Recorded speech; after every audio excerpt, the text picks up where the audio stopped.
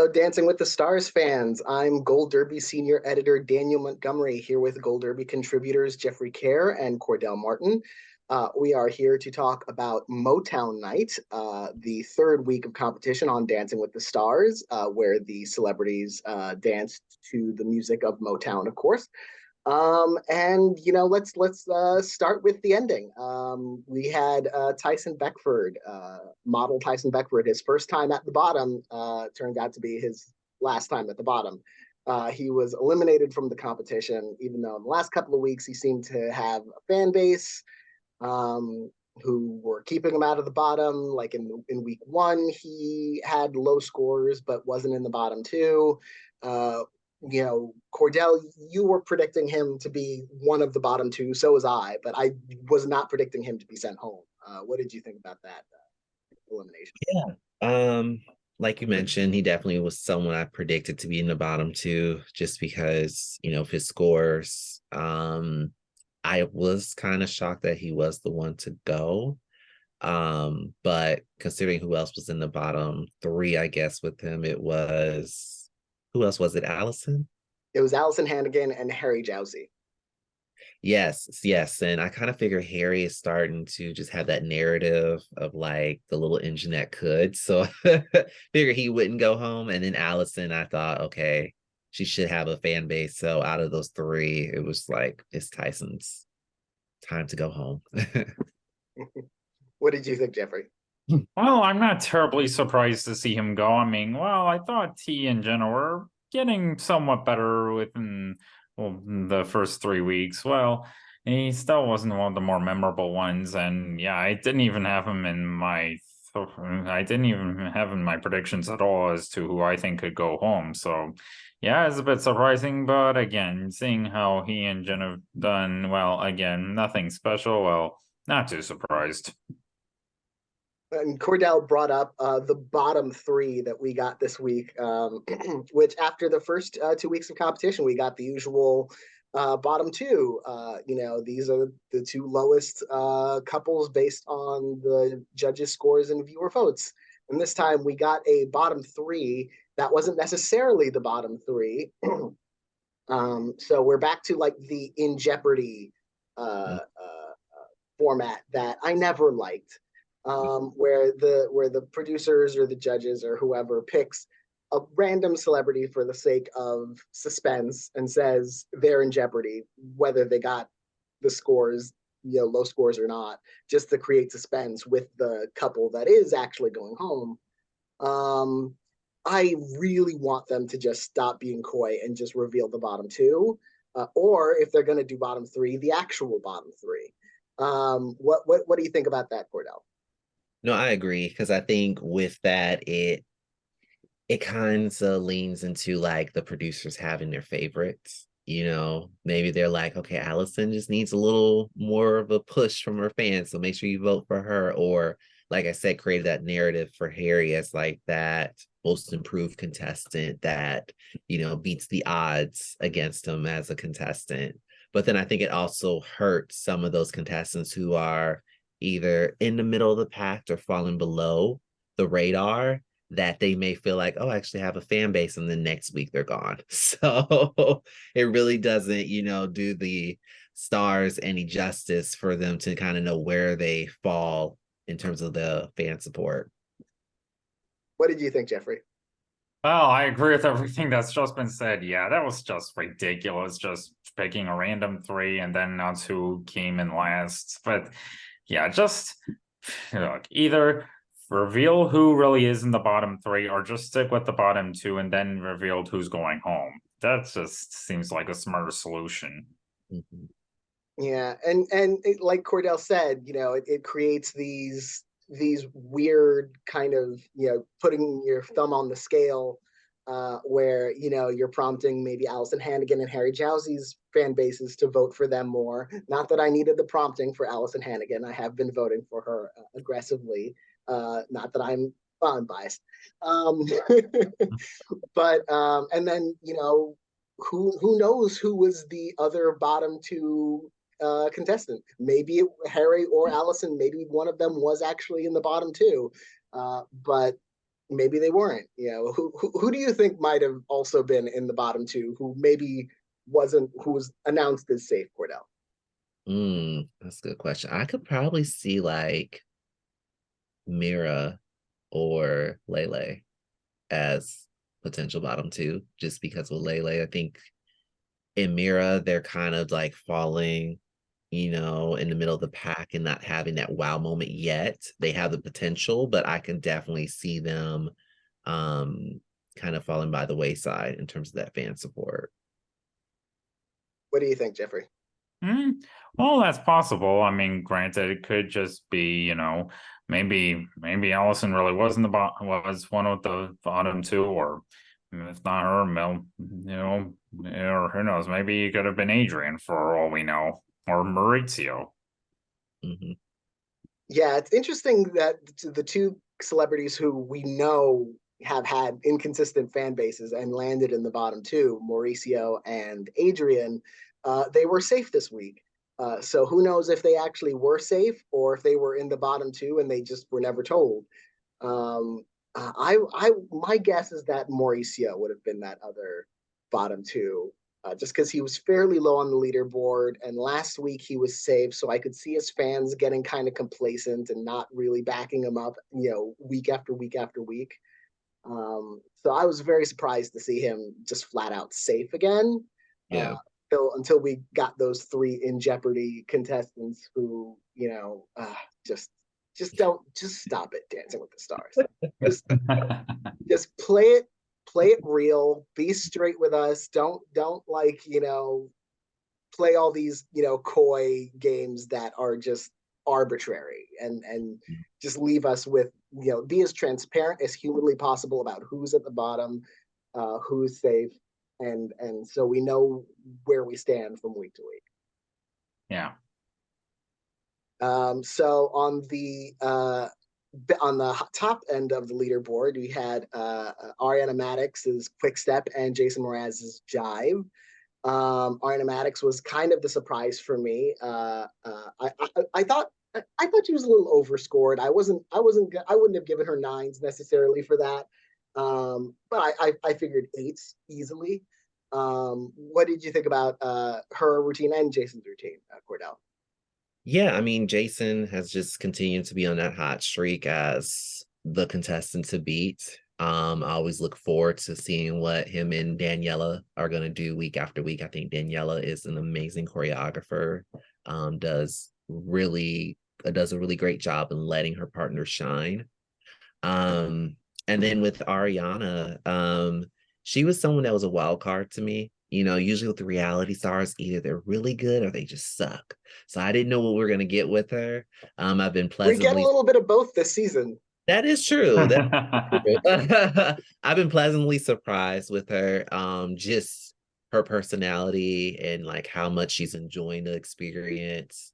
And to your point, I thought it was a great routine. I felt it was a little overscored, maybe just due to the nature of the backstory for her this week. Maybe the judges just felt compelled to be like, you get a 9, so definitely this was a great moment for her to kind of establish herself as a potential contender. What did you think of those two performances, Jeffrey? Oh, I thought both of them were excellent. Like Ariana was especially infectiously jumpy. Jason, well, I thought his and Daniela's routine was incredibly put together. And according to my current predictions for who will win Dancing with the Stars, I do have Ariana at least in the top 5. So should be interesting to see. I mean, granted, she's still competitive with Zachi, Jason, and Charity, but. Well, yeah, I have those two in my top 5, but yeah, it's gonna be interesting to see as the competition gets down to the wire. Yeah, it's interesting. This feels like a very female-heavy Dancing with the Stars season, where you've got like when I find myself predicting who will have the high scores, it's like women plus Jason Mraz. Who will win? Women plus Jason Mraz. Who will get the lowest scores? Men. Who will be eliminated? Men. Because it really does feel like the women are kind of dominating the leaderboard to a certain extent. Not entirely, but like for instance, this week's leaderboard, the top 6 were 5 women and Jason Mraz. So and the bottom 4 were all men.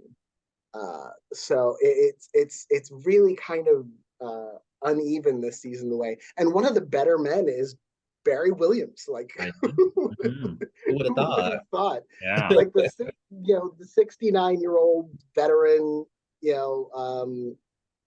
celebrity is usually kind of like usually cannon fodder.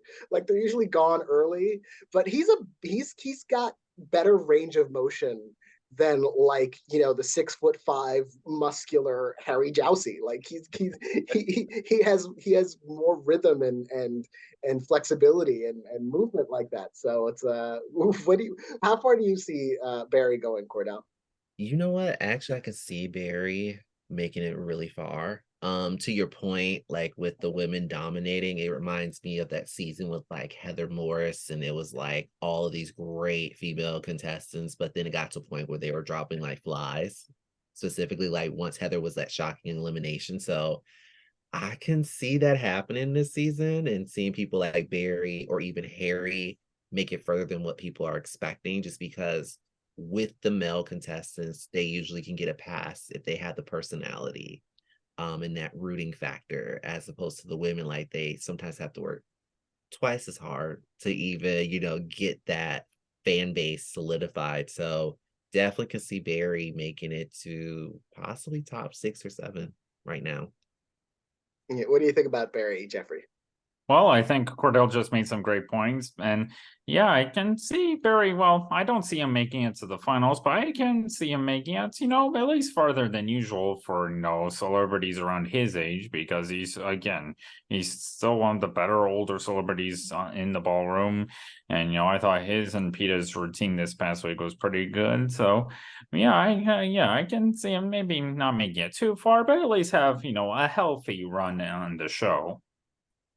Knock on wood for healthy, because that's I think the one thing that also trips up the older celebrities is that it takes a lot of stamina and it's a really athletic competition. So hopefully he's able to make it all the way through, however far he goes, without injury or of some kind. So because I'd hate to see him go that way. I want to see him make it as far as he organically can, based on his abilities. Mm-hmm. Yeah. So moving on to next week's dances, we've got the Disney 100th anniversary night. And we always have a Disney night because, it's synergy night. So I've sent you both the list of dances in our chat thread, and let's go over them one by one. We've got our first jazz routine. Allison Hannigan and Sasha Farber will perform jazz to Be Our Guest from Beauty and the Beast. What do we think of that? Is that a good style for her? I think it could go either way, but I feel like personality-wise, it's a good fit for her. Yeah, I think to your point, jazz would be great for her and her personality. I think she's going to really shine with that. I'm just tired of the song being danced. This has been danced like numerous times. So it's just like, once you've seen one of them, you've seen them all. So it's just like, I need a little more variety. But I think this will be a great dance for her as she continues to improve week after week. Yeah, Well, I agree. the good news is I'm looking at this list. I don't see how far I'll go. Oh my God. Yeah, that's true. Yeah, and there's also nothing from the upcoming Wish. Yeah, that or Encanto. I Interesting. thought you would have saw something from Encanto too, but okay. Yeah. What were you going to say about that, Allison, Jeffrey? I was just saying I agree. And then next up, you've got Mir Sorvino and Gleb Sevchenko will perform a waltz to A Dream is a Wish Your Heart Makes from Cinderella. It's an elegant dance for her. I feel like it's a good fit for her. She still needs to make that connection emotionally. What are you thinking, Cordell? Yeah, I think it's gonna be a great dance for her, but it just to me just screams like boring, safe, middle of the road. Like I don't feel like it's really going to help her stand out from the pack.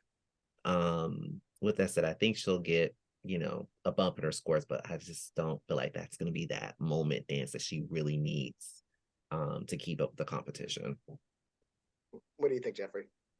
Well, I mean, I can see a lot of what Cordell just said being possibilities, although, hey, well, that song seems perfect for a waltz, and yeah, well, hey, I'm certainly curious to see it.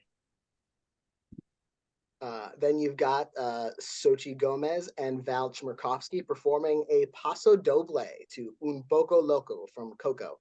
I don't know how I feel about that dance style with that song. It's a bit of an odd fit for like a really aggressive dance style. What do you think about that one, Cordell?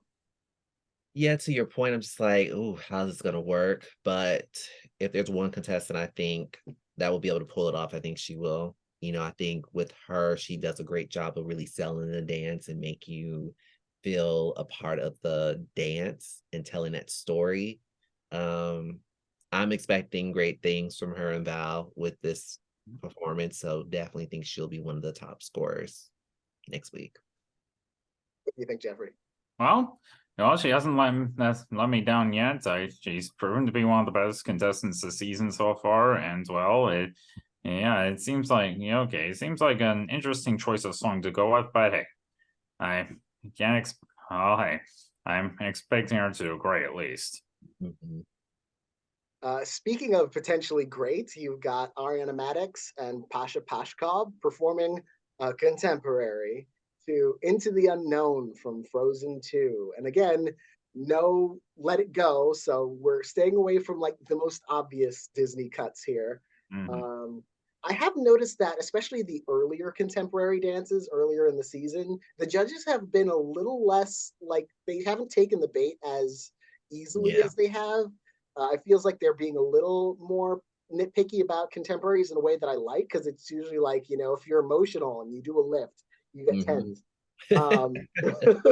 But I don't think we'll necessarily see that. Although, if Pasha choreograph something really outstanding, like us level, Iman Shumpert level kind of dance, then we'll then bring out the tens.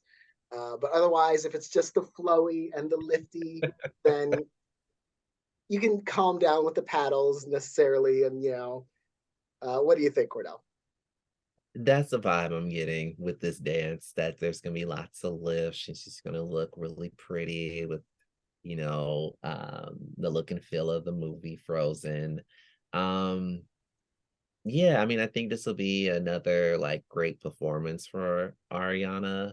Not sure if this will get her tens. I feel like it depends on where she's placed in the show. If she's earlier in the show, then she probably won't get those nines and tens. But if it's later, the judges might be feeling themselves and may give her some extra love like they did this week.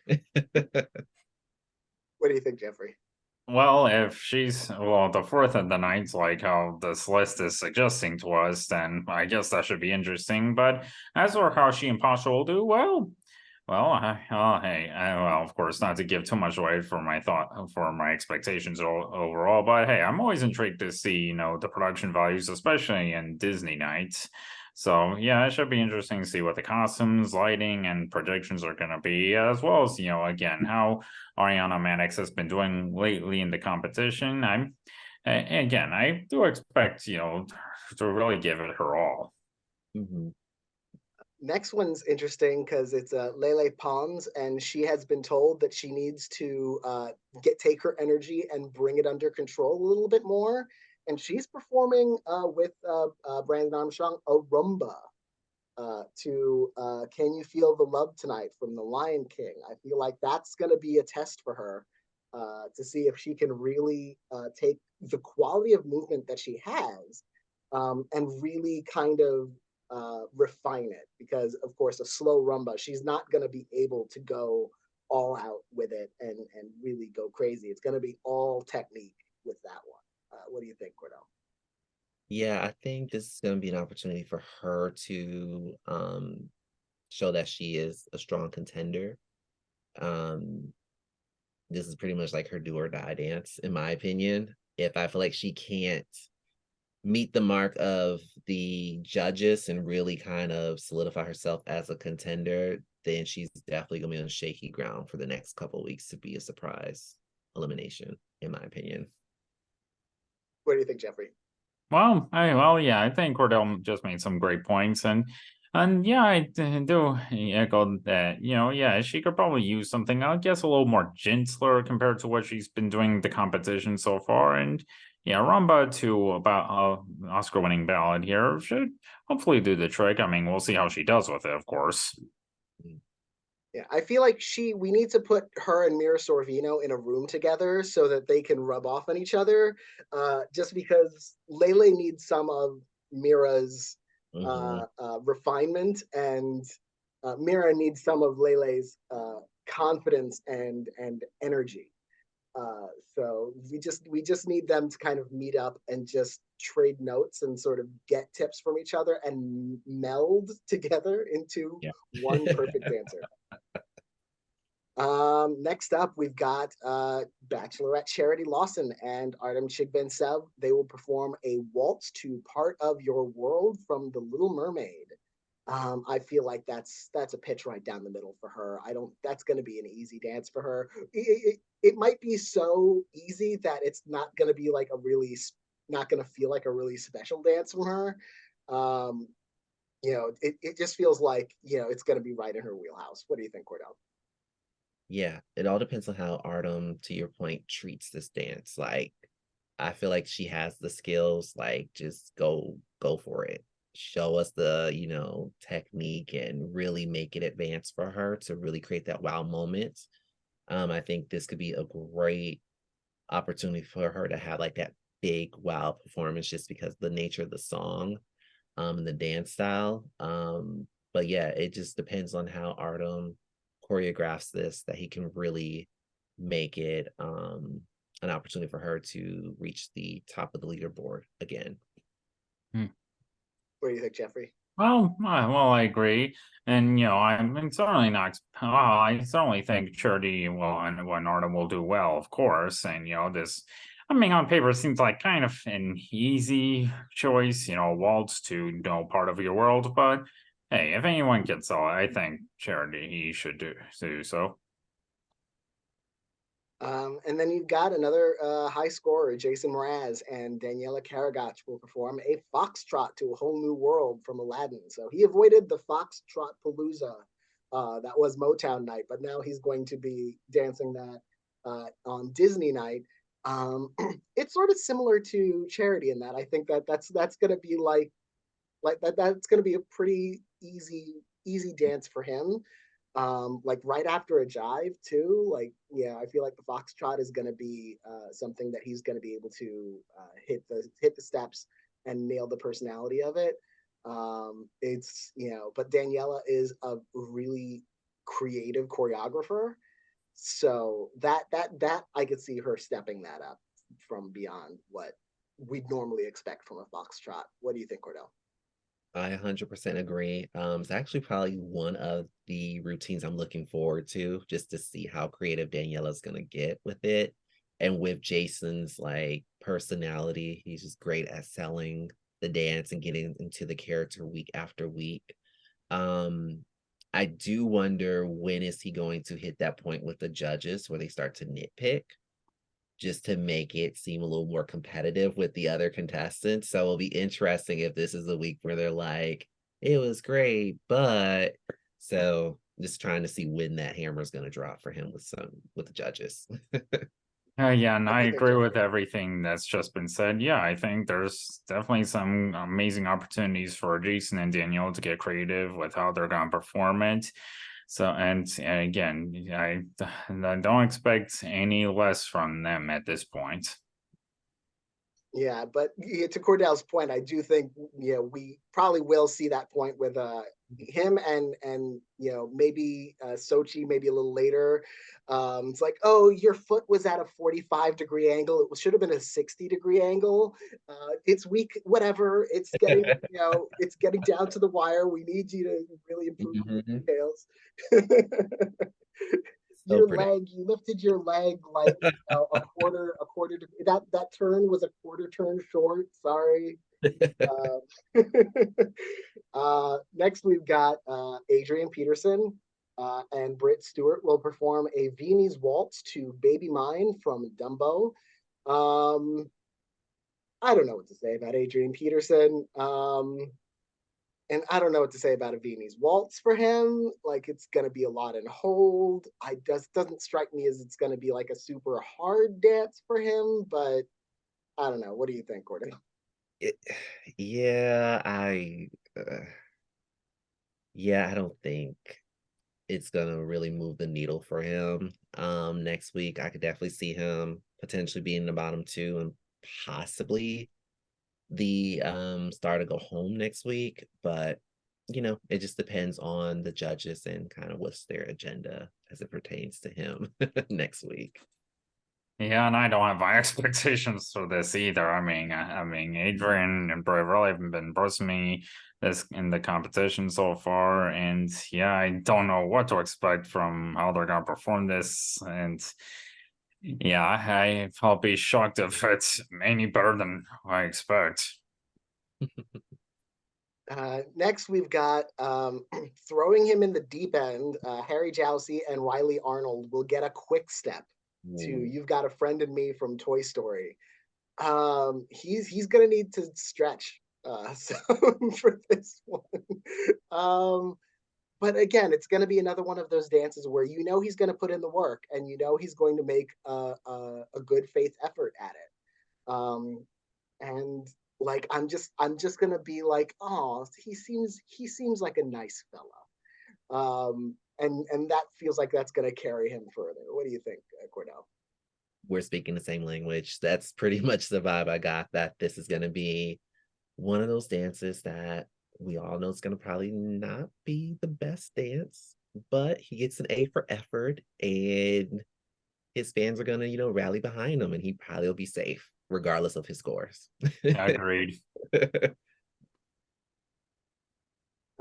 That brings us to Barry Williams and Peter Murgatroyd. It's another jazz routine. He's a tramp from Lady and the Tramp. Um, Again, he's got the personality. He's got surprising mobility and you know physical dexterity. I think he'll do pretty well with the jazz routine, especially since it's such a free form kind of dance style that PETA can really cater to his strengths. What do you think, Cordell? I agree. I think this is going to be a fun routine. Um, Definitely can see Barry doing really well scoring wise. Probably might put him in the top half of the leaderboard just because of the dance style that he's dancing to. Um, yeah, I think it'll be a fun dance for him. Yeah, How I'm about you, I'm Jeff? definitely well, yeah, I'm definitely curious to see how this will be, and yeah, I'm of course always curious. Well, yeah, I'm becoming more and more intrigued to see how Barry's gonna do week after week, and yeah, and well, the song selection here, well, should be interesting. And that brings us to the last dancer, Mauricio Umansky and Emma Slater. They will also perform a Paso Doble to The Sorcerer's Apprentice from Fantasia. Um, I kind of like it's an odd musical style dance style mix, but I kind of like it. Whether he'll be able to pull it off, I don't know. I do think he's got ability. Like he's not one of those who I'm like, oh, they're giving him a paso doble, it's gonna be a bomb. Um, Provided he remembers his steps, he dances pretty well. What do you think? How do you think he'll do with a paso doble? To your point, I love the song choice. I love when they pick songs from Disney movies that, aren't overdone in terms of being featured a lot, so I like that piece. The Paso Doble for him, I don't know. I feel like I could see him possibly having trouble with this, to be honest. And I think he might see himself in the bottom two, in my opinion. Or in jeopardy, whichever we happen to get. Yeah. I feel like the judges will probably be like, okay, we gave him a pass last week, and they're gonna, try to make sure that he's one of those contestants that doesn't skate on by, and some of the good contestants go home. So, What do you think, Jeffrey?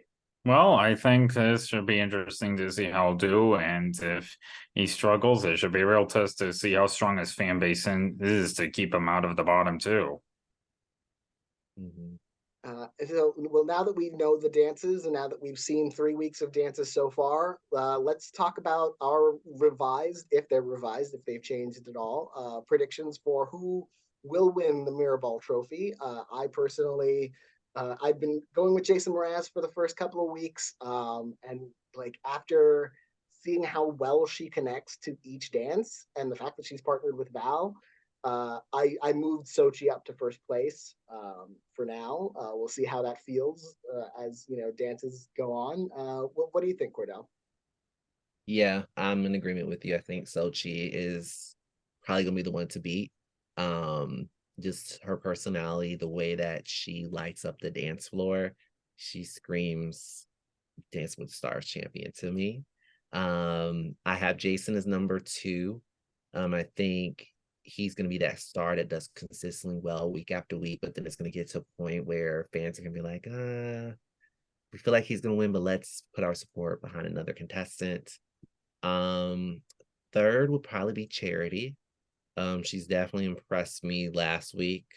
I felt like the first 2 weeks were great, but I feel like she's starting to get in her rhythm, and I think she'll be a contender. Don't think she'll win, but I think she'll make it to at least the finals. And then my dark horse is Ariana. And so those are my four right now. Yeah, those four have definitely, at least in terms of their scores, they have Yeah. separated themselves from. It's like those four and then everybody else so far. Mm-hmm. What do you think? What do you think, Jeffrey? I have those same top four, although I still have Charity winning with Zochi in third place. But yeah, I can see Zochi gaining more. I can see Zochi probably moving up a notch or two throughout the next few weeks. And it'll be interesting to see how they do if this top four remains kind of bulletproof in terms of at least the scores, or if someone else joins them. I think Lele has the potential if she can, put it all together. Mira Sorvino has the potential if she can put it all together. Again, these are celebrities who have the potential but haven't had the moment yet, Yep. and so time's a wasting, for them to find that groove, to find it, kind of get into it, and make names for themselves as potential finalists. So looking forward to seeing that. Looking forward to everything on Disney 100 Night. I would like to thank Jeffrey Kare and Cordell Martin for joining me again, as usual. And thanks to everyone for watching and reading along with us every week through our Dancing with the Stars coverage at goldderby.com. We will see you again next week.